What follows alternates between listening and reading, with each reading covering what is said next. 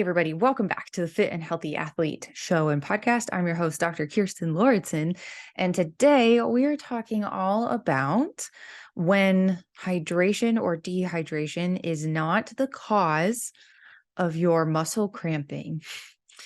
So it's really, really common for athletes to consistently think that, like, if they cramp in their races and their workouts and their training sessions and all of those things, that it has to do all with electrolytes and dehydration. This is also really common too for athletes to also drink a lot of water and not take a whole lot of electrolytes and flush out a lot of their electrolytes as well. So today, what we're going to talk about are the different reasons behind why some athletes can experience a lot of exercise associated cramping.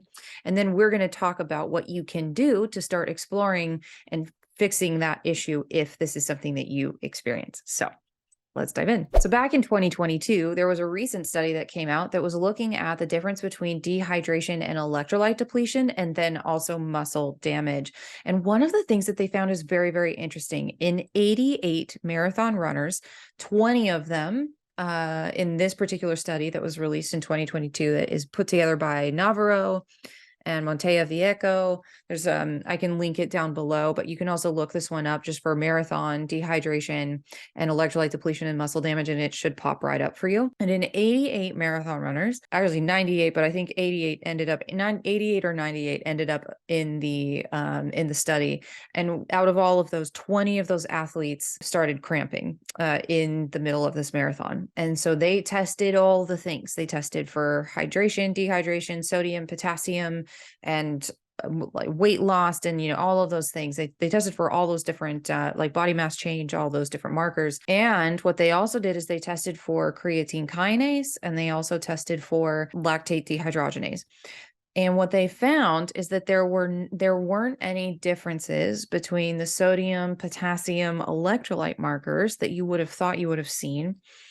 But instead, they found that muscle damage markers were really high. So what this suggested is that the reason why athletes were cramping really didn't have anything to do with hydration or dehydration and electrolyte balance, but it had more to do with the fact that the muscles had undergone so much damage that then led to cramping. So in some ways, you could say it could be a form of undertraining, and not necessarily just endurance. What they're really pointing out is that if an athlete is missing enough strength conditioning, then that is really where athletes can get into trouble, especially with cramping. So that's one reason why strength conditioning is really important. And there's not a whole lot of athletes that hear this and know that one of the reasons that we can sometimes see cramping is we always think of hydration and we always think of electrolytes. And what else do I need to learn there? When in fact, it actually could be something entirely different, and it could have a lot more to do with how the muscles are under load and if they are actually trained up to be able to sustain that load. Another reason why some athletes will suffer and deal with a lot of muscle cramping has to do with nutrient deficiencies, and that's far beyond sodium and potassium. Vitamin D deficiencies actually can also cause some cramping in muscles too. So that is just one other thing to potentially get tested, is to make sure that especially if you're dealing with muscle cramping and you have done all the things on the hydration side, that is another reason why you might want to just get a lab done, take a look at all of your different vitamin and mineral levels, and then be able to make sure that all of those are shored up. And you might find that that might be another solution behind why you might be muscle cramping. Also, I'll say one more thing that can be very effective for athletes, especially if they're muscle cramping, that goes beyond vitamin D. Also, magnesium.